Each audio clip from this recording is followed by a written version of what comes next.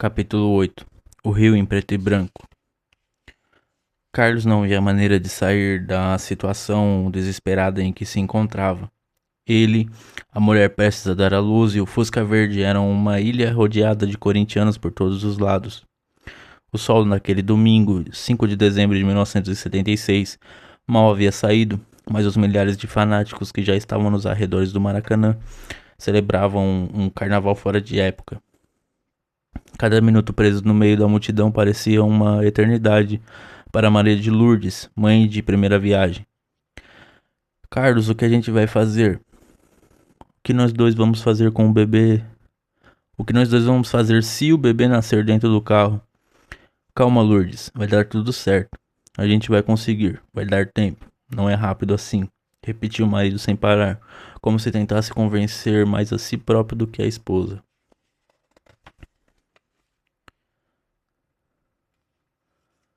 A essa altura, ele tinha certeza de que não daria tempo. Seu filho nasceria dentro do veículo. De tanta gente, não conseguia enxergar nada ao redor. Já não sabia onde estava, qual era a próxima travessa, a quantos metros estavam dela. Não podia ver nem mesmo uma plaquinha indicativa de rua. Carlos tentava avançar pouco a pouco, bem devagar, pisava no acelerador, movendo o Fusca, empurrando de leve as pessoas com a lataria do veículo. Para alguns, conseguia explicar a situação. Me libera aí, por favor, preciso chegar no hospital. Um avisava o outro, a passagem ia se abrindo, mas o telefone sem fio não durava muito. O vazio era logo preenchido. Os que sofriam o leve toque se enfesavam, olhavam feio, xingavam. Para, Carlos, eles vão bater em você. A angústia com a possibilidade de ter o filho no banco de um Fusca juntava-se ao pavor de ver o menino apanhar feio, de ver o marido apanhar feio. Vai dar certo, respondeu ele, mas não deu. Chegou no momento em que o número de corintianos por metro quadrado era tão alto que os empurrõezinhos nos torcedores à frente não eram mais eficazes. Tampouco adiantava buzinar ou tentar argumentar. O barulho era tamanho que ninguém conseguia ouvi-lo direito.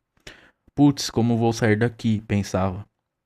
De vez em quando descia do carro e ficava na ponta dos pés para tentar enxergar algo, algum ponto de referência, o que quer que fosse, mas de nada valia. Após várias tentativas, Carlos decidiu sair do veículo novamente, mas dessa vez para explicar exatamente para aquele povo o que estava acontecendo.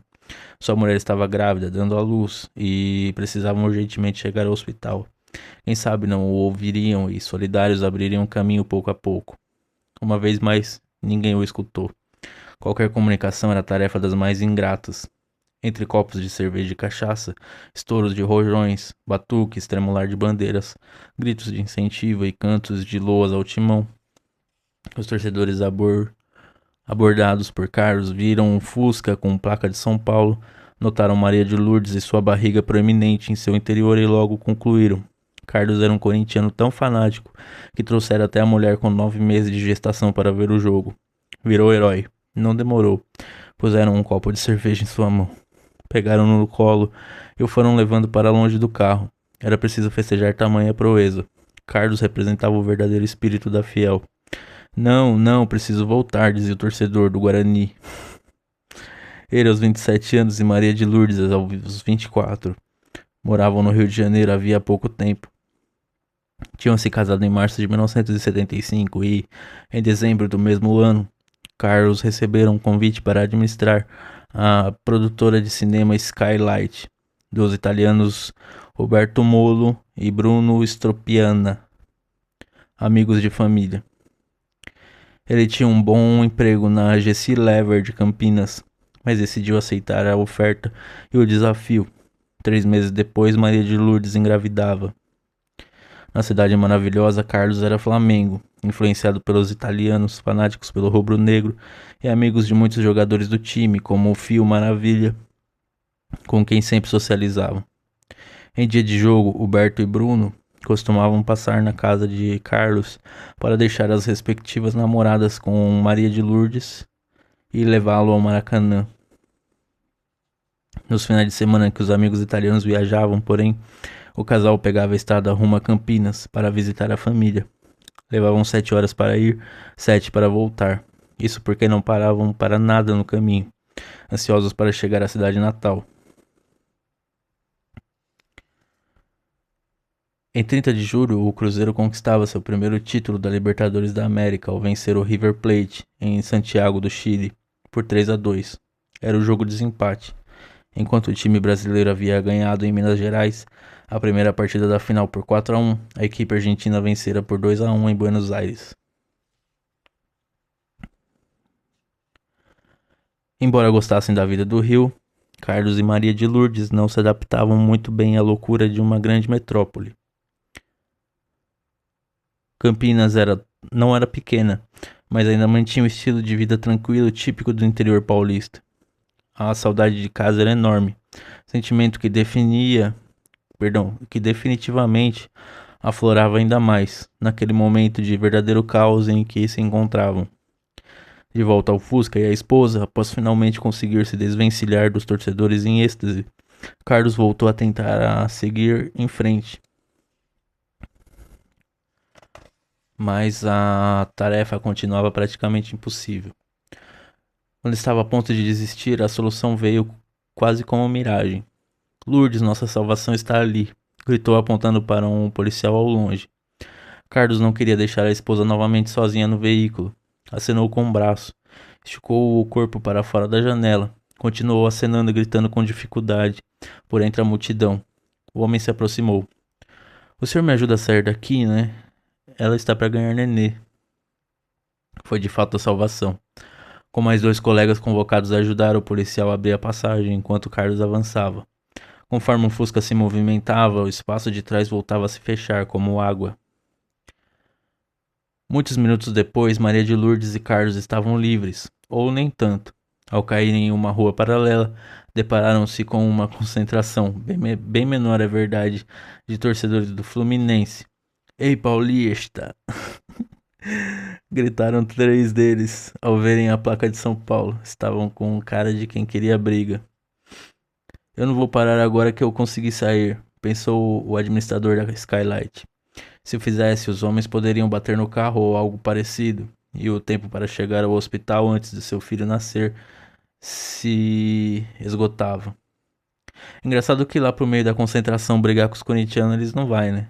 Eles esperam aparecer um cara sozinho pra... O ser humano é foda, o ser humano é um lixo mesmo.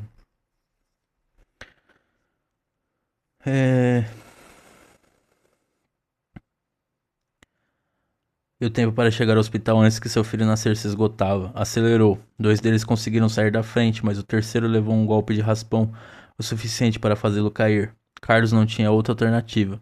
E parecia estar tudo bem com o torcedor, que levantara do chão logo em seguida. Agora sim, estavam livres. O caminho ao hospital ficara finalmente desimpedido. Maria de Lourdes teria seu primeiro bebê no conforto que esperava. O casal de Campinas ainda não sabia, mas vivia na pele o início do auge da invasão corintiana ao Rio de Janeiro. Na manhã de domingo, 5 de dezembro, a grande maioria dos torcedores alvinegros já estava na cidade. Por volta das 4 da madrugada, as centenas de ônibus da Gaviões da Fiel, Camisa 12 e outras torcidas organizadas do Corinthians já haviam chegado, assim como os fretados de empresas ou particulares e os inúmeros carros, motos e peruas que tinham partido de São Paulo algumas horas antes. As dezenas de milhares de corintianos, porém, não estavam confinados à região do Maracanã. Na zona sul, a zona norte, passando pelo centro, não havia um lugar sequer sem a presença deles. A Fiel também fazia turismo, e um turismo ruidoso. A rigor, a invasão começou com alguns dias de antecedência, desde segunda-feira, aos pouquinhos, devagarinho, como um exército que envia algumas tropas para reconhecer o terreno antes do ataque. Na sexta-feira, mesmo ainda sendo dia útil, o fluxo da viaduta se intensificou consideravelmente e os corintianos já começavam a circular em grande número pelo rio. Segundo o Jornal do Brasil, de 4 de dezembro, nesse dia chegaram ao aeroporto Santos Dumont 45 aviões vindos de São Paulo. O normal eram 30. As empresas aéreas que faziam a ponte aérea utilizavam todos os seus 84 funcionários nos balcões de venda de passagem. Para o sábado, quando o movimento costumava ser menor, também estavam previstos mais voos do que o normal. E no domingo, após o jogo, 26 viagens extras sairiam da cidade e pousariam em Congonhas e Viracopos, em Campinas. Na segunda-feira, informava o Jornal do Brasil, teriam 10 voos extras. Chapéu, como era conhecido outro Carlos, o torcedor do Santos do time de futebol de Várzea Vila Andrade de Pirituba, nem precisou se preocupar com o emprego, pois estava de licença. Com Sidney, também do Vila Andrade, Dito e Vandinho, colegas de trabalho do banco Nossa Caixa, saiu de São Paulo na sexta bem cedo. No começo da tarde, os 4 já puderam pegar uma praia. Como o próprio Chapéu diz, ele e os amigos, todos com 20 e poucos anos, eram da turma da pingaiada. A gente era novo, aí você bebe, é muito bom. O grupo tomava cerveja desde o começo da viagem, quando ainda estavam a bordo do Aero Willis, vermelho de Vandinho. Chegando ao destino final, não tinha por que parar. Como a maioria dos corintianos que invadiram o rio, o local escolhido pelos 4 amigos para continuar a festa enquanto não.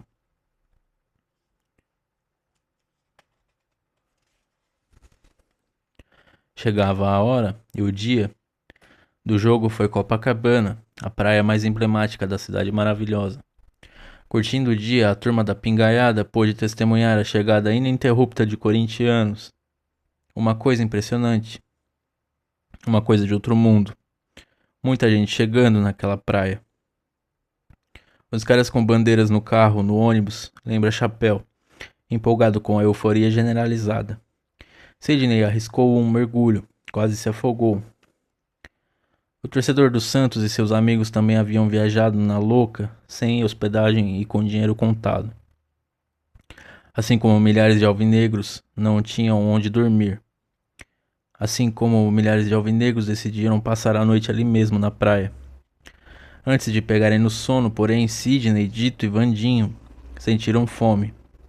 Chapéu havia comido algo antes, comprado de algum ambulante que aproveitava a invasão para ganhar um bom trocado extra. Mesmo assim, foi o encarregado pelos outros de buscar comida. O jovem de 24 anos, no entanto, era um tanto preguiçoso.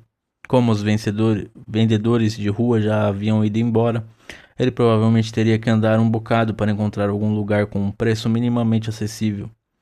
Depois de algumas centenas de metros de caminhada, Chapéu viu em uma esquina o que parecia ser a solução ideal. Pelo amor de Deus. Puta que pariu, mano. Não acredito. Ai, caramba, meu. Eu vi numa esquina que parecia ser a solução ideal, um despacho de macumba, daqueles bem preparados, com frango assado, farofa, espumante, um banquete.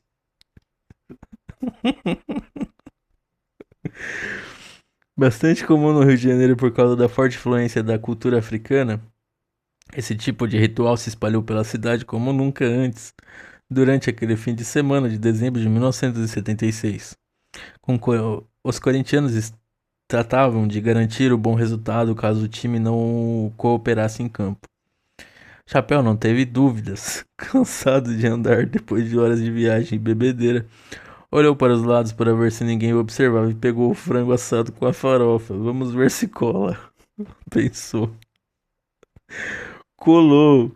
Dito, Vandinho e Sidney nem desconfiaram. Com a fome que estavam, não passou pelas suas cabeças perguntarem a procedência de um frango tão saboroso. Com a desculpa de que já havia comido, o Chapéu ficou só olhando.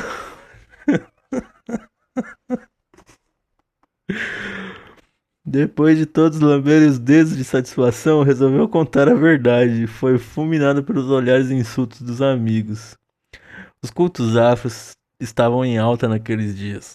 Faltava quase um mês para o ano novo, mas muitos cariocas antecipavam o tributo a Iemanjá, cuja festa se comemorava na mesma data do jogo.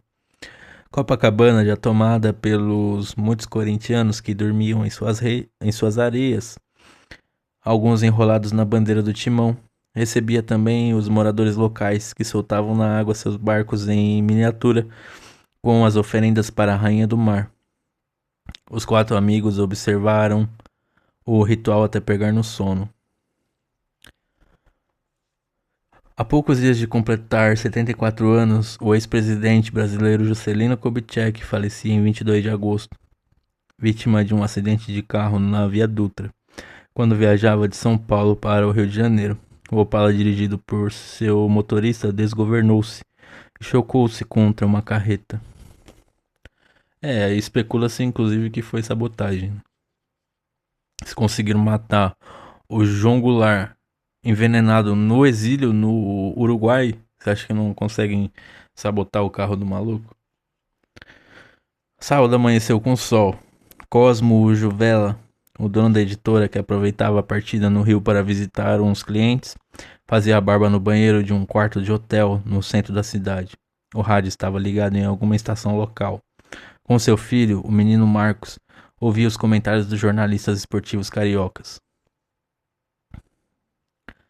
Esses paulistas estão dizendo que devem vir 20 ônibus para cá. Eles estão exagerando. Nós vamos dar um baile neles.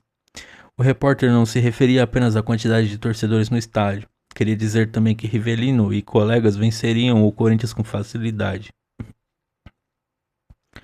No que dizia respeito apenas às 4 linhas, até poderia estar com a razão. Mas quando o assunto era as arquibancadas, mostrava-se desinformado. Pois já na tarde e noite do dia anterior, e especialmente a partir de sábado de madrugada, uma grande quantidade de torcedores alvinegros fazia bastante barulho pelas ruas da zona sul do centro do Rio. Antes mesmo do amanhecer de 4 de dezembro, os moradores de Copacabana, Ipanema e Leblon eram acordados por estouros de rojões e incessantes gritos de Corinthians. Logo cedo, os jornais de São Paulo se esgotaram e não havia mais vagas nos hotéis do centro. Aos corintianos, mesmo os mais abastados, restavam as hospedagens mais modestas, nos bairros do Flamengo, Catete e Lapa.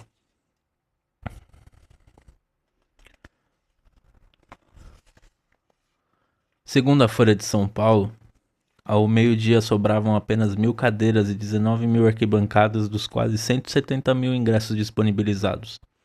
Tricolores e alvinegros formavam filas de vários quarteirões, nos diversos pontos de venda da cidade, inclusive no Maracanã. Cambistas aproveitavam o entusiasmo geral e vendiam uma entrada para a arquibancada por um preço 4 vezes maior. A Avenida Atlântica em Copacabana estava tomada desde a noite de sexta-feira. No sábado, a aglomeração aumentou. Os guardas de trânsito não conseguiam organizar toda a movimentação e a chegada ininterrupta de carros com placa de São Paulo. Alguns corintianos, sem paciência para procurarem vagas àquela altura, um artigo de luxo, estacionavam sem cerimônia no calçadão da praia. Outros batucavam sobre os capôs dos veículos. Rojões eram estourados a toda hora. Um grupo de torcedores tentou até organizar um desfile de carros embandeirados, mas foi impedido a tempo pela polícia. A mesma confusão se repetia em outras praias da Zona Sul, como Ipanema e Leblon, embora em intensidade um pouco menor. Acompanhando o pai nas suas visitas a clientes durante o sábado, Marcos deu um giro pelo Rio de Janeiro. Pôde constatar que não havia lugar onde não houvesse corintianos. Observou, por exemplo, que em Copacabana os torcedores alvinegros aproveitavam a praia. Não era difícil identificar quem era corintiano por ali.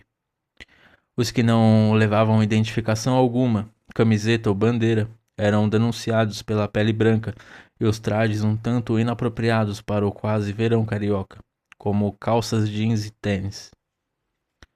Mao Tse-tung, fundador e maior líder do Partido Comunista da China, falecia em 9 de setembro falecia em 9 de setembro. Em 1949, por meio de uma revolução comunista, Mao proclamaria a República Popular da China, da qual seria a autoridade máxima até sua morte, e do qual hoje virou uma potência. A Fiel não parava de invadir a cidade maravilhosa. Durante todo o sábado, 5.000 passageiros desembarcaram em 24 voos da ponte aérea, de acordo com a Folha de São Paulo. No mesmo dia, o Departamento de Aviação Civil, DAC, autorizava que, no domingo, o aeroporto de Congonhas estendesse seu horário de fechamento das 10 da noite para pouco mais da meia-noite. O temor ou pavor das companhias aéreas era que grande parte dos corintianos que chegavam ao Rio de Janeiro desde sexta e continuaria a desembarcar até o domingo à tarde voltasse a São Paulo depois da partida. Como a ponte aérea se encerrava em torno das 9 da noite, restaria pouco mais de uma hora a todos embarcarem os aviões, a todos embarcarem e os aviões decolarem, algo simplesmente inviável. Assim, com a medida do DAC, os voos Rio-São Paulo poderiam sair até os primeiros minutos da segunda-feira. Na Avenida Brasil, via obrigatória para quem entra na cidade, vindo da rodovia Presidente Dutra. Os corintianos que haviam optado por vencer por terra os mais de 400 quilômetros entre as duas metrópoles foram recepcionados com um grande arranjo de uns 100 metros de extensão de flores alvinegras, contendo os dizeres: "Sejam bem-vindos". A ideia havia sido do próprio presidente do Fluminense. Após o desafio lançado por ele durante a semana nas rádios, jornais e televisões paulistanas, Francisco Horta havia ficado com a imagem de polêmico e provocador, bem diferente do perfil que cultivara por anos. Na sexta-feira, vira na TV um repórter perguntando a um corintiano que já se dirigia ao Rio de Janeiro sobre o motivo de tanta antecipação. "O homem está aí. Imagina se ele bloqueia a Avenida Brasil e não deixa a gente entrar." O homem era ele próprio. De um ser humano cordial, como era conhecido, tornara-se arrogante e autoritário, a ponto de tentar impedir a chegada de corintianos. Horta, então, teve a ideia das flores. No final da semana, o presidente tricolor já fazia alguma ideia do monstro que havia ajudado a despertar.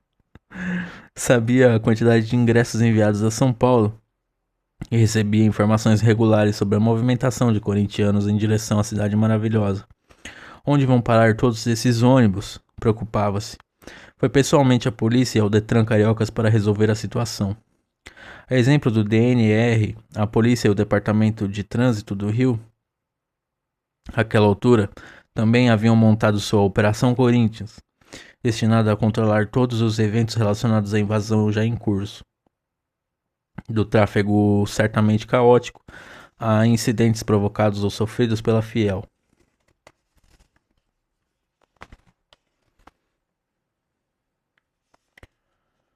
Estava decidido. Os ônibus vindos de São Paulo deixariam os torcedores no Maracanã e estacionariam na Quinta da Boa Vista, parque de grandes dimensões no bairro de São Cristóvão, próximo ao estádio. Outros parariam na Rua Teodoro da Silva e na UERJ. De acordo com a revista Invicto, o primeiro coletivo da Gaviões da Fiel a chegar na cidade estacionou na Quinta da Boa Vista às 9h30 da manhã de sábado. Um pouco antes disso, Chapéu, Dito, Vandinho e Sidney acordavam em Copacabana com o primeiro raio de sol que iluminava seus rostos. Estavam com sono, cansados de ressaca e cheios de areia no corpo e nas roupas. Ficaram mais algumas horas por ali, conversando e vendo a agitação promovida pelos paulistas. Para curar o mal-estar pós-alcoólico, o grupo decidiu fazer o uso do melhor remédio que se conhecia para essa finalidade. Saíram à caça de algum bar. Atravessando a multidão que tomava o calçadão, Chapéu começou a ouvir seu nome. Olhou, não viu ninguém, mas os gritos continuavam. Pensou estar delirando, escutando coisas. Era alguém vendendo chapéu, né? Foi quando viu montando num bug lotado Jardir, amigo de Pirituba, não é então? O improvável acontecera. Encontraram um conhecido no meio daquela loucura. Depois de andar um bocado, a turma da pingaiada e os novos companheiros de diversão sentaram num bar de praça, ainda em Copacabana, para dentro do bairro. O preço era outro. Querendo aproveitar a invasão alvinegra, os comerciantes cariocas, especialmente os de Copacabana, aumentaram o valor de seus produtos, cada vez mais escassos. E o mais disputado deles era, claro, a cervejinha. O bar e a praça estavam igualmente caóticos. Bandeiras, rojões, gritaria compunham o cenário também ali. Os cariocas presentes não perdiam a oportunidade de tirar um sarro. E aí, seus paulistas, vieram tomar um sol aqui? Dizia um. Deixa um pouquinho de areia, não vai levar tudo embora, provocava o outro. Após alguns copos e trocas de gozações, Chapéu resolveu expressar em voz alta seu maior incômodo naquele momento. Meu, eu preciso tomar um banho. Vamos para o Meyer. Minha irmã e o marido têm um apartamento, respondeu Jadir. Era a solução perfeita. Depois de uma ducha, dormiriam no local mais apropriado e comeriam algo decente. Os amigos aproveitaram a hospitalidade como ninguém. Entupiram o raio do banheiro com areia que traziam de Copacabana, almoçaram, se esparramaram pela sala para descansar e ainda desfrutaram da ajuda da anfitriã, que reservou os ingressos por telefone. Agora tinham que se preocupar apenas com o desempenho do time do coração. No caso de Chapéu, Santista e dito palmeirense, nem isso. Para eles era só festa. Festa que começava já na entrada do Rio de Janeiro. Os dois carros em que viajavam, Luzia e os amigos da Gaviões da Fiel, chegaram nos arredores da cidade no sábado à noite. O clima era de alegria e solidariedade. Os corintianos motorizados se organizavam em uma espécie de carreata de 10 em 10 veículos. Vamos entrar juntos, disse um torcedor alvinegro de dentro de um carro que encostava no Fusca amarelo mostarda. Não subam um morro, avisou o outro. Uma vez dentro dos limites da cidade maravilhosa, Luzia e os amigos foram dirigindo quase a esmo. Na verdade, queriam ver o mar, mesmo que de noite. Foram parar em Ipanema, onde se depararam com um cenário espantoso. Em tudo quanto era poste ou mastro, havia uma bandeira preta e branca pendurada. E a Avenida Vieira Solto estava quase completamente invadida pelos corintianos que bloqueavam o tráfego. Sem reserva em hotel, os amigos resolveram passar a noite por ali mesmo. Cavalheiros cederam o banco traseiro do Fusca para Luzia, a única mulher do grupo. Era incômodo, mas não havia melhor alternativa. Os homens se deitaram na areia mesmo, como outras centenas ou milhares de torcedores alvinegros. Na praia vizinha, Copacabana, o jovem empresário Vladimir, que havia chegado de avião à tarde, reunia seus amigos, mulher e os outros filhos para jantarem no restaurante de um hotel. Quase todos vestiam camisetas do Corinthians ou empunhavam a bandeira do time. As mesas em que estavam ficavam coladas à rua, para azar dos transeuntes cariocas, que eram obrigados a aguentar as gozações. Um deles, porém, não levou desaforo para casa e reagiu no mesmo nível. Aí, tá vendo, paulista? Aquilo é mar. Tá vendo? Aquilo é mulher. Um dos amigos de Vladimir não demorou a responder. Tirou um maço de notas do bolso, jogou para o carioca e provocou. Tá vendo? Isso é dinheiro de São Paulo. A essa altura, Copacabana estava lotada de paulistas querendo desfrutar da praia internacionalmente famosa. Mais tarde, na madrugada de domingo, a quantidade de pessoas aumentou e o trânsito na Avenida Atlântica chegou a ficar bloqueado. Ninguém ia, ninguém vinha. Eu me lembro de a gente andando pela Avenida Atlântica e como era impressionante o número de corintianos chegando de madrugada, fazendo a maior quizumba e o povo lá nos apartamentos abrindo espantadas janelas. Os caras foram lá para a praia de Copacabana, dormiram ali, armaram barracas, fizeram o diabo. Recordo então o colunista do Jornal da Tarde, Alberto Helena Júnior. O domingo clareou com as praias da Zona Sul, forradas de velas, garrafas de cidra e galinhas pretas. Eram os despachos de macumba da Fiel. Bandeiras pretas e brancas se espalhavam pelo Rio de Janeiro, fincadas nas areias das praias ou adornando postes, estátuas e monumentos. Às 8 da manhã, a invasão corintiana atingia talvez seu ápice, ou quase o ápice. A Folha de São Paulo, do dia e as bancas, com a chamada de capa, com o Corinthians metade do Maracanã. O jornal já falava em 70 mil corintianos, não mais 50, a invadir a cidade maravilhosa. Como manchete, o periódico trazia as informações sobre o provável racionamento de gasolina que a ditadura aplicaria num futuro próximo, combustível que definitivamente não vinha sendo economizado nos últimos dias. É engraçado que foi a ditadura que forçou a utilização exclusiva de rodovias, porque eles descontinuaram as ferrovias e depois eles inventam essa, né? Você vê que é tudo muito bem organizado, né? Naquele domingo, ao contrário, batia-se um novo recorde de volume de carros na Via Dutra, superando a marca do dia anterior, de acordo com o DNR. Na entrada da cidade, os ônibus fretados de torcedores alvinegros exibiam faixas como Corinthians saúda o Rio e é o timão com o apoio do povo. Ainda na parte da manhã, a ponte Rio-Niterói recebeu uma quantidade inesperada de veículos. Porque erraram o caminho ou pelo interesse de passar na ponte. Inúmeras caravanas amanheceram em Niterói circulando principalmente pela orla marítima. O DNR teve que mobilizar todos os guichês de pedágio e reforçar o policiamento, relatava o Jornal do Brasil em uma matéria do dia seguinte, que também informava que até às 4 da tarde de domingo do dia seguinte, que informava que até às 4 da tarde de domingo haviam chegado à cidade 3 mil pessoas somente nos 10 voos e 60 ônibus regulares vindos da capital paulista. A Operação Corinthians da polícia e do Detran no Rio nada adiantou. Na verdade, foi posta em ação 4 horas e depois do previsto. Somente às 9 da manhã, quando já haviam adentrado a cidade milhares de carros e ônibus, é que a PM iniciou o sistema de comboio.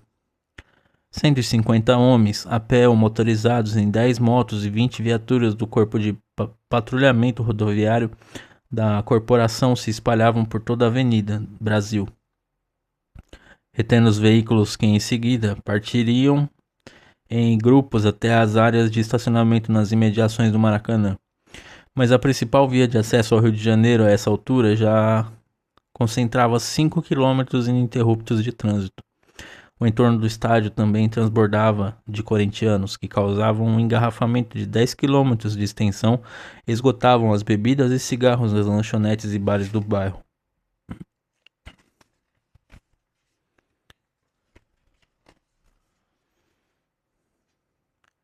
Às 10 da noite de 22 de setembro, a rede estadunidense de TV ABC exibia o primeiro episódio de uma nova série policial, As Panteras, Charles Angels, nome original em inglês. Em vez de heróis homens, 3 mulheres sensuais, Kate Jackson, Jacqueline Smiths e Farrah Fawcett, assumiram o papel de combate ao crime. O seriado seria exibido no Brasil a partir do ano seguinte, na Rede Globo. Grande parte dos que haviam dormido nas praias ou hotéis da Zona Sul se dirigia à Zona Norte, onde está localizado o estádio, tornando-o igualmente carregado o tráfego nos túneis Rebouças e Santa Bárbara, que ligam as duas regiões da cidade. Muitos ainda sequer tinham ingressos. Aqueles com o bilhete de entrada garantido, despreocupados, ainda curtiam uma praia e aproveitavam para visitar os pontos turísticos locais, como o Pão de Açúcar e o Cristo Redentor. Desde as 7 da manhã, os corintianos se concentravam na Avenida Atlântica e na região do bar Castelinho, em Ipanema. Os calçadões de Copacabana serviam novamente de estacionamento para os paulistas, que estendiam esteiras na calçada para tomar banho de sol. Vez ou outra, um carro com torcedores do Fluminense passava fazendo algum tipo de provocação. Em resposta, os corintianos levantavam, sacudiam suas bandeiras e gritavam de volta. Em algumas janelas dos prédios da praia mais famosa do Rio, bandeiras tricolores tremulavam. Dos hotéis, torcedores corintianos respondiam empunhando seus panos pretos e brancos e gritando o nome do time. Definitivamente os cariocas jamais haviam visto algo parecido. Em uma crônica publicada no jornal O Globo em 6 de dezembro, Nelson Rodrigues, amante do futebol e torcedor fanático do Fluminense, definiu bem o acontecimento. Ninguém sabia, ninguém desconfiava. O jogo começou na véspera, quando a Fiel explodiu na cidade. Durante toda a madrugada, os fanáticos de Timão faziam uma festa no Leme, em Copacabana, Leblon e Ipanema. E as bandeiras do Corinthians ventavam em Procela. Ali chegavam os corintianos aos borbotões, ônibus, aviação, carros particulares, táxis, a pé, a bicicleta. A coisa era terrível. Nunca uma torcida invadiu outro estado com tamanha euforia. Um turista que por aqui passasse havia de anotar no seu caderninho: o Rio é uma cidade ocupada. O cronista carioca não exagerava. Para consumar a ocupação do território inimigo, no sábado de tarde, um grupo de cerca de 15 corintianos havia tentado cumprir a promessa feita durante a semana de colocar uma enorme bandeira do time no Cristo Redentor. Alguns deles chegariam a começar a escalar as laterais do monumento, mas foram impedidos pela polícia.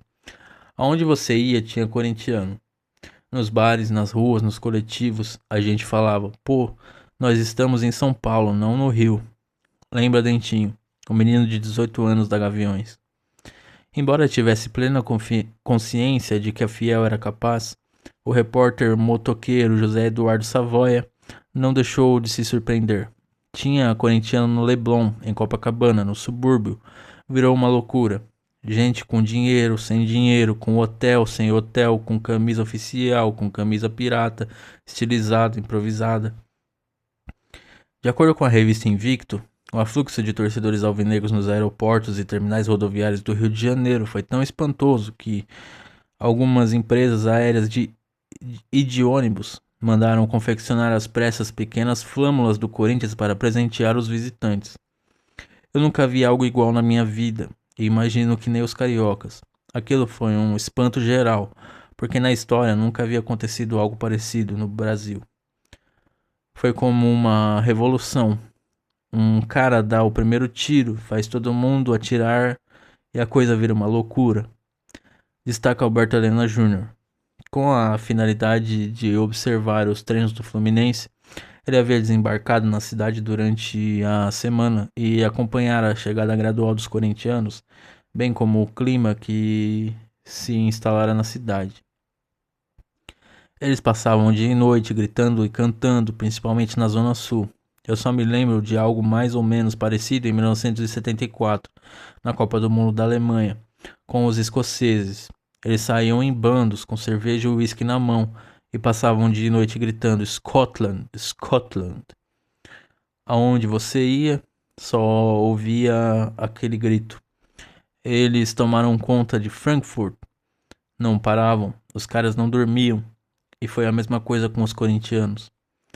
Nem mesmo o experiente jornalista carioca João Máximo, então editor de esportes do Jornal do Brasil, acostumado a testemunhar feitos inacreditáveis no campo esportivo, ficou indiferente. Há 26 anos que vou ao campo e nunca vi nada semelhante, afirmou ele à revista Veja, em reportagem publicada em 15 de dezembro daquele ano. Antigamente o que se via era uma meia dúzia de fanáticos em condições de fretar um avião para assistir ao jogo de seu time, mas a torcida corintiana, que é normalmente contida, sempre à espera de uma derrota, foi responsável por um espetáculo raro na crônica esportiva. Poucos estavam mais contentes com a invasão da Fiel do que Francisco Horta. Além da festa que faziam pela cidade, os corintianos contribuiriam para uma arrecadação recorde no Campeonato Brasileiro de 1976. A certeza de que os cofres do tricolor das Laranjeiras ficariam cheios se baseava no que ele próprio observava.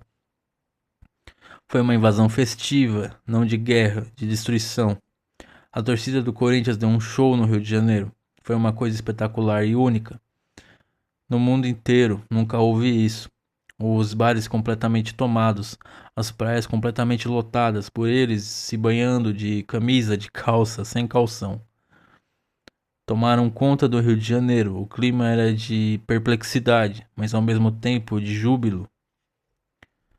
O testemunho de João Máximo, relatado pela Veja, demonstra muito bem o assombro provocado pela invasão corintiana nos jornalistas e meios de comunicação cariocas.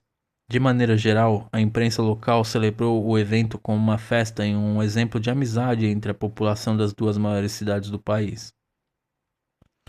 O semanário O Pasquim, que embora de circulação nacional tinha na cidade maravilhosa sua sede, reagiu com bom humor característico. Na introdução, as dicas para corintiano que vier ver o jogão ganhar o Rio de Janeiro, escritas pelo cartunista Jaguar, um dos seus fundadores. O jornal lembrava que a tradicional hospitalidade carioca sofrerá um difícil teste com a chegada em massa de torcedores do Corinthians para o jogo de domingo contra o Rivelino.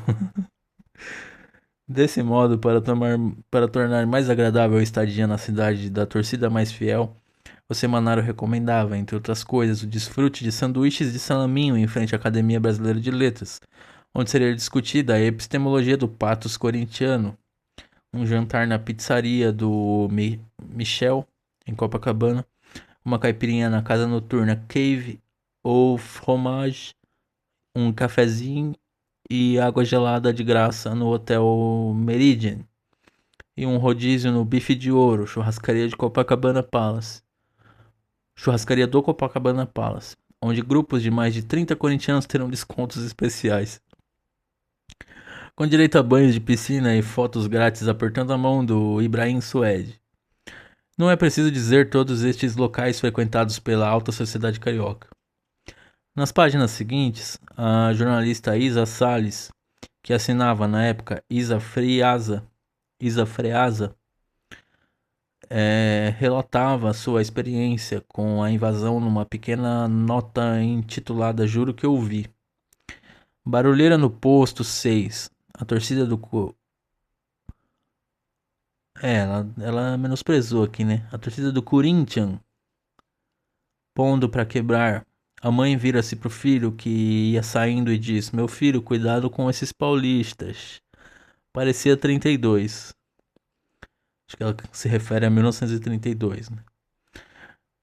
Já o Jornal do Brasil, de sábado, 4 de dezembro, publicava uma charge de Ziraldo, que mostrava uma criança sentada numa mesa com um prato fundo à sua frente, gritando: Mãe, caiu um corintiano na minha sopa. 2 dias depois, Ziraldo desenhava o Cristo Redentor com as duas mãos no ouvido, tentando protegê-lo das vozes de milhares de torcedores gritando juntos: Corinthians, Corinthians. Na mesma edição, na seção Informe JB, o jornal carioca celebrava o belo espetáculo proporcionado pela Fiel no Rio de Janeiro, que nunca havia assistido a algo semelhante.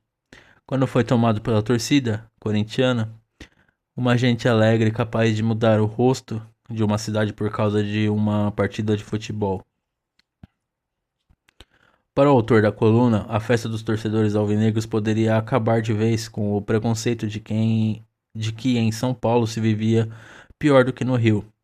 Os corintianos mostraram que o Brasil pode ser um país muito mais bonito se as pessoas ficarem mais bem-humoradas, se aprenderem a se divertir. A igualmente carioca revista Manchete fazia coro. Para ela, a grande marcha corintiana havia sido o maior espetáculo da face da terra. A introdução da grande reportagem que prepara sobre o evento lembrava que os 70 mil corintianos, estimava que coincidia com a dos jornais paulistas e superava a do Jornal do Brasil, de 50 mil, que percorreram os 400 quilômetros entre São Paulo e a Cidade Maravilhosa, haviam sido responsáveis pela mais alegre invasão do Rio de Janeiro que se tem notícia. E talvez, concluía a revista, não tenha havido nada igual no mundo, até hoje, por causa de uma simples partida de futebol. Pela primeira vez, São Paulo parou. Não tão simpática assim foi a reação do jornalista Raul Guildicelli, do Última Hora do Rio, Em artigo publicado no domingo, 5 de dezembro, ele alertava sobre o que poderia significar a invasão da fiel à cidade. O doce Nelson Rodrigues já nos ensinou que não há maior solidão do que a companhia de um paulista. Que bobagem, né, cara? Tipo, a gente mora num país fudido, todo mundo fudido, e fica essa disputa entre um fudido e outro, sabe? Tipo, eu acho muito babaca isso. Agora imaginem, 60 mil deles invadindo nossas boates, como os vampiros de Dodge City, e sujando areia em Ipanema com o branco lívido e macerado desses seres soturnos que habitam o asfalto selvagem de cupidez e se acotovelam entre o cimento e o silêncio. Dizem que chegarão 60 mil torcedores do Corinthians, pois garanto que é mentira. O jogo é desculpa. Eles vêm, mesmo é ver o Rio. Ai, que grande coisa. E ver nossas mulheres, olhar para as mulatas do Sargentelli, subir ao Pão de Açúcar e Corcovado como qualquer alpinista de subúrbio. São uns famélicos por civilização. O Rio é o divã da análise paulista. Nossa, que síndrome de superioridade que o carioca tem, né, cara? Mora numa cidade falida, fodida, e os caras se acham super. Nossa, aqui é o melhor lugar do mundo. Talvez fosse. Não fosse vocês aí, talvez fosse. O jornalista não poderia estar mais equivocado. A Fiel só se importava de verdade com o Corinthians, como sempre foi e sempre será. Onde quer que ele estivesse. Por casualidade, o time do povo jogaria na cidade maravilhosa. Como essa semana jogou lá em Brasília, que, enfim, tirando a arquitetura moderna que eu acho sofrível, é uma cidade como qualquer outra e ninguém foi lá pra ver Brasília, a gente foi lá pra ver Corinthians. É... Por casualidade, o time do povo jogaria na cidade maravilhosa. Nada mais natural que naquele quente fim de semana, especialmente naquela manhã de domingo, os corintianos resolvessem aproveitar um momento único para fazer turismo antes da partida da tarde. Afinal, por que não juntar o agradável ao agradável? Nem bem os dois ônibus da Macy Ferguson encostaram nas imediações do Maracanã às 6:30 da manhã de domingo. Uma parte dos operários da fábrica de tratores e alguns dos amigos de João Carlos que se juntaram à caravana já se organizavam para ir à praia. Tiraram um dos coletivos dois isopores de cerveja e um de comida. Frango, macarrão e maionese. Nossa, gente, é a receita da caganeira isso aí, né? E subiram num táxi em direção à Praia do Flamengo. Como virou rotina naqueles dias históricos, levaram um susto com o que viram quando chegaram. Sentiram como se estivessem entrando na sede da Gaviões da Fiel. A cada metro de areia, uma bandeira do Corinthians. A alguns quilômetros dali, em Copacabana, o menino Sidney não se segurava de ansiedade. Os ônibus da Camisa 12 também haviam chegado ao Rio bem cedo. Como uma boa parte dos torcedores foi à bilheteria comprar ingressos, a caravana dispensou, mas a maioria se encontrou na Praia Famosa depois de algumas horas. O office boy de 13 anos já estava mais do que enturmado com os colegas de ônibus. Pela pouca idade, virou o filho de todos. Tá com fome, trombadinha? Quer comer? Perguntavam toda hora. Ele gostava. Era a primeira vez que eu riu. Estava feliz da vida. Para passar o tempo, enfiava os rojões que ainda sobravam na areia e os acendia. Os corintianos vibravam, os cariocas riam. Os cariocas torciam, pelo menos boa parte deles. Muitos flamenguistas, vascaínos e botafoguenses não eram dados aos bairrismos. Estavam com o timão. Vai Corinthians! Gritavam. Alguns penduravam nos prédios, juntas, as bandeiras de seu time com a alvinegra, como forma de explicitar seu apoio. É porque assim, todo mundo odeia o Fluminense, né? Tipo, se aqui todo mundo odeia o Corinthians por motivos classistas, lá todo mundo odeia o Fluminense por motivos de assim, né? Ele durante muito tempo foi o que o Flamengo é hoje, né?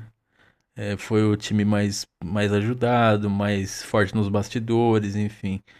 É só ver aí o que aconteceu aí, que caíram pra Série C e de repente subiram pra A, não passa de mágica, né? Numa canetada só, numa puxada de tapete só. E o que eles fizeram à Portuguesa, né? Todo mundo que tem memória odeia o Fluminense, que é o time mais desprezível que existe, né? Alguns penduraram nos prédios, tal, forma de explicitar o apoio. Dentinho e os colegas da Gaviões também estavam na Praia Famosa. Eles haviam deixado o material nas imediações do Maracanã e foram aproveitar o dia. Passaram a manhã inteira bebendo. Sua lembrança sobre o clima predominante na praia e na cidade era igualmente de cordialidade. No geral, o povo do Rio recebeu a gente muito bem, porque havia uma ligação forte entre flamenguista e corintiano. Não tinha aquela rixa. Hoje é meio que assim, pelo menos o corintiano tem até dó do flamenguista, né? Depois de domingo a gente tem dó. Torcida de teatro da porra.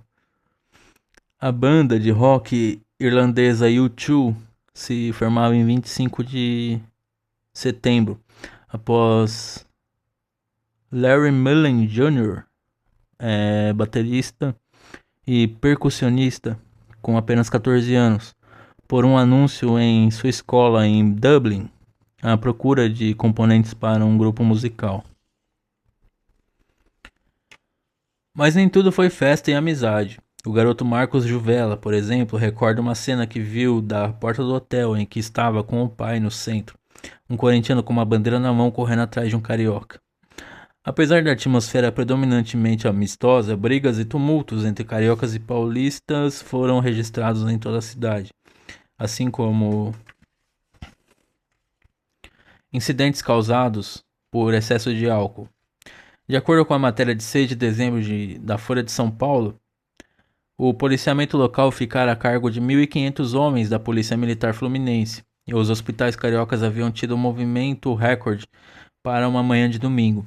Cerca de 200 atendimentos de pronto-socorro, a maioria por consumo exagerado de bebida alcoólica. Por volta das 10h30 da manhã, uma briga resultou em um atropelamento de uma pessoa. Nas praias da Zona Sul, banhistas e moradores locais, principalmente os mais jovens, irritados com a algazarra promovida pelos corintianos, chegaram a atirar copos de areia, paus e pedras, primeiro contra os ônibus e carros da torcida alvinegra, depois contra qualquer veículo com placa de São Paulo.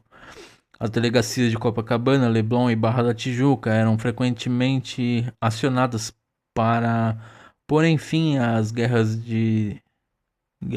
da guerras de areia. Guerras de areia. Tais distritos policiais registraram movimentação bem acima do normal para o dia.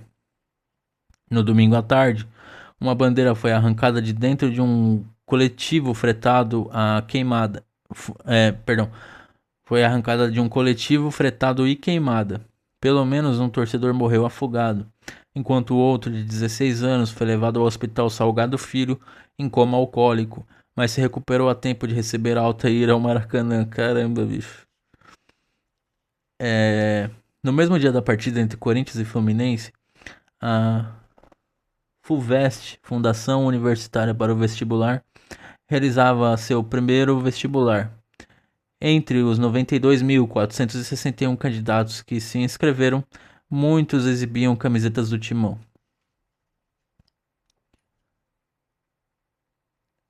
Receber alto e ir ao Maracanã. Quem achou que levaria uma surra foi Sérgio, da turma de futebol de Pirituba. Ele, o irmão Odair e os 4 amigos também haviam chegado bem cedo ao Rio, em seu Opala 1969. Para não fugirem à regra, decidiram ir a Copacabana primeiro e ao Cristo Redentor em seguida. Quando se dirigiam ao Corcovado, no entanto, o trânsito da cidade já estava infernal. Em cima de um viaduto, o tráfego parou. Um carro emparelhou do lado. O passageiro da frente, um rapaz alto e forte, vendo o Opala todo paramentado com bandeiras corintianas, abaixou o vidro, olhou bem para Sérgio e falou: "Se fosse o Flamengo, vocês estavam fodidos." No primeiro alívio dado pelo congestionamento, Sérgio achou melhor engatar logo a primeira e acelerar. Passado o grosso do trânsito e o susto levado, na verdade, meio na gozação, os 6 amigos pegaram a estradinha do Corcovado. O carro estava pesado e o piso era bastante irregular. Antes de conseguirem chegar ao destino final, notaram que a parte de baixo do veículo havia batido no chão, furando o tanque de gasolina. Puta que perigo, hein, mano? Não era motivo para se desesperar. Nossa, o chiclete serviu para tapar o furo. O combustível parou de vazar e seguiram viagem. Como que um chiclete gruda no bagulho que tá vazando, mano? Que doideira. De volta, não dava para arriscar que o Opala ficasse com mais avarias. Paciência, conheceriam o Cristo Redentor na próxima oportunidade.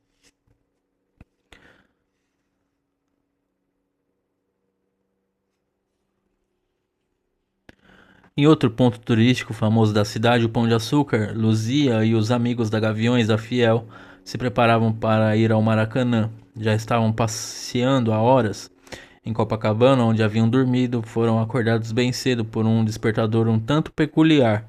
Os gritos dos torcedores alvinegros que lá haviam passado a noite. Vamos acordar, seus corintianos filhos da puta, vamos acabar com o Rio de Janeiro. Luzia e os amigos acharam melhor deixar a cidade maravilhosa em paz. No caminho do Pão de Açúcar para o estádio, no entanto, foi a cidade maravilhosa que resolveu importuná-los. O trânsito e a total falta de conhecimento sobre as ruas e avenidas locais atrapalhavam os planos, fazendo-os se perderem duplamente. Não sabiam para onde ir, nem para onde estavam o outro carro do comboio que iniciara a viagem em São Paulo. Foram ajudados por torcedores do Flamengo que ensinaram o rumo correto. Flamenguistas foram os responsáveis também por revigorar o ânimo dos jovens estudantes de engenharia elétrica da Escola de Engenharia de Mauá, ressabiados por não verem o movimento que esperavam na Via Dutra. Em torno das 11 da manhã de domingo, Edgar, Odair, Miro e Fangião entravam na cidade. Na Avenida Brasil foram recepcionados com buzinaços, bandeiras rubro-negras nas passeatas e laterais da via. Alguns minutos depois, estacionavam o Fusca amarelo de Edgar nas proximidades do Maracanã. Ainda tinham algumas horas até os portões do estádio serem abertos, mas resolveram não se aventurar pela cidade. Eu acho que fizeram certo. Não queriam correr o risco de, como Luzia, se perderem e não conseguirem voltar a tempo. Mais ou menos no mesmo horário, o baiano corintiano Antônio Carlos Fon, Zequinha e Camisão chegavam ao Maracanã depois de umas poucas horas em Copacabana. Foi só então que conseguiram comprar os ingressos da mão de um cambista. Eles haviam saído de São Paulo no Corcel Cor de Mel de Antônio Carlos, às 3 da madrugada do próprio domingo. Por isso, como o Edgar e sua turma não viam muito movimento na Via Dutra, só perceberam a invasão conforme foram entrando na cidade. Na praia mais conhecida do Brasil, de um bar na Avenida Atlântica, onde haviam parado para beber, puderam constatar que o rio estava ocupado pela Fiel. Em São Paulo, pontos de grande movimentação aos domingos receberam em 5 de dezembro um público em média 40% menor do que o normal. A procissão que tomava conta do rio e a transmissão direta da partida do Corinthians para a capital paulista fizeram com que locais como a Praça da República, Represa de Guarapiranga, Parque do Ibirapuera, Zoológico e os cinemas ficassem vazios. Ao Jornal do Brasil, o gerente do Cine Belas Artes afirmava que o prejuízo era grande. Até mesmo o Salão do Automóvel da capital paulista recebeu um número de visitantes abaixo da média. Por volta do meio-dia, João Carlos e seus colegas não aguentavam mais o forte sol na cabeça da Praia do Flamengo. Perguntaram a alguém que passava onde poderiam pegar um ônibus e foram para o ponto. Mas o coletivo demorava a passar. A calçada fervia, queimando seus pés, inexperientes na arte de se pegar uma praia. Os operários da Macy Ferguson estavam descalços, o jeito era não parar no lugar. De volta ao Maracanã, o pessoal do ônibus onde viajavam preparava o almoço. Quando ficou pronto, os operários do outro veículo da caravana, sem cerimônia, avançaram. A comida era para 30, mas teria que dar para 60. João Carlos resolveu intervir. Escuta, mas isso aqui é para o pessoal que trouxe, não dá para todo mundo. Deviam ter preparado. Ah, nós não pensamos nisso, respondeu um deles. A turma do segundo ônibus havia previsto comprar comida na rua e estava acostumada com o dia a dia na fábrica, em que não era incomum comer a marmita do outro. Nossa. Obviamente, isso supunha que todos tivessem o que oferecer. Àquela altura, os que não haviam ido à praia tinham feito amizade com os moradores de casas das imediações do Maracanã, que tentavam ajudar de maneira que podiam, como emprestando a mangueira para beber água e lavar o rosto. O calor estava terrível, ainda mais para quem era habituado com as temperaturas mais amenas da Grande São Paulo.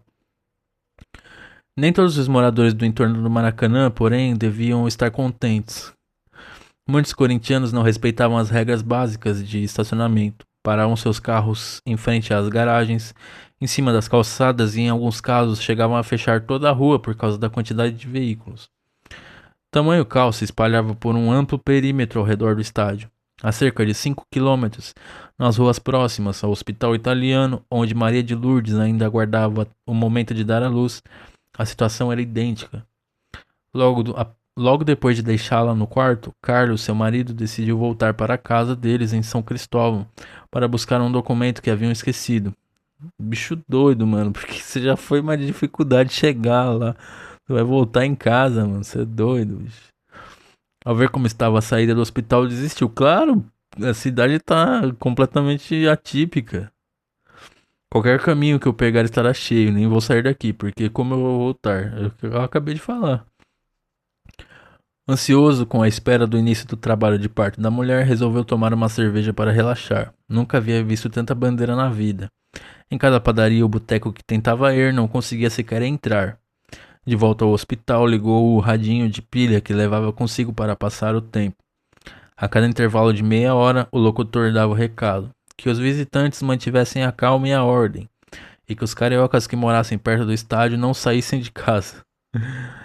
Deve ter tanta gente aqui no hospital precisando de um sossego e essa balbúrdia aí, pensou Carlos. Em seu leito, Maria de Lourdes ouvia os estouros de rojão que não paravam do lado de fora. Os funcionários estavam preocupados, pois o acesso ao pronto-socorro estava praticamente fechado.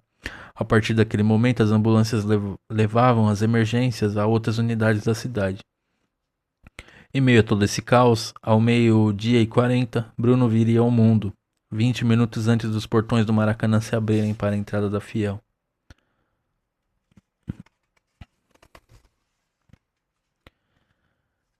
Curtiu, pessoal? Esse livro tá disponível para venda. Quem tiver interesse em comprar aí, tem aí na descrição. É só clicar no link correspondente ao Invasão Corintiana de Igor Ojeda e Tatiana Merlino. Dessa maneira, além de ajudar os autores, você ajuda o canal também a ganhar uma comissão em cima da venda, tá?